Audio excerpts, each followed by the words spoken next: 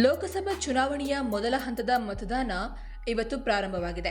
ಉತ್ತರ ಪ್ರದೇಶ, ಮಧ್ಯಪ್ರದೇಶ, ಮಹಾರಾಷ್ಟ್ರ, ತಮಿಳುನಾಡು ಸೇರಿದಂತೆ 21 ರಾಜ್ಯಗಳ 102 ಕ್ಷೇತ್ರಗಳಿಗೆ ಮತದಾನ ಪ್ರಾರಂಭವಾಗಿದೆ. ಮತದಾನದ ಹಿನ್ನೆಲೆ ಕೇಂದ್ರ ಚುನಾವಣಾ ಆಯೋಗ ಎಲ್ಲ ತಯಾರಿ ಮಾಡಿಕೊಂಡಿದೆ. 102 ಕ್ಷೇತ್ರಗಳ ಪೈಕಿ 11 ಎಸ್ಟಿ, 18 ಎಸ್ಸಿ, 73 ಸಾಮಾನ್ಯ ಕ್ಷೇತ್ರಗಳನ್ನು ಒಳಗೊಂಡಿದೆ. ಬೆಳಗ್ಗೆ 7ರಿಂದ ಪ್ರಾರಂಭವಾದಂತಹ ಮತದಾನ ಸಂಜೆ 6 ಗಂಟೆವರೆಗೆ ನಡೆಯಲಿದೆ. ಇನ್ನು ವ್ಯವಸ್ಥಿತ ಚುನಾವಣೆಗಾಗಿ 1.87 ಲಕ್ಷ ಮತಗಟ್ಟೆಗಳ ನಿರ್ಮಾಣ ಮಾಡಿದ್ದು 18 ಲಕ್ಷ ಮತಗಟ್ಟೆ ಸಿಬ್ಬಂದಿ ನಿಯೋಜನೆ ಮಾಡಲಾಗಿದೆ.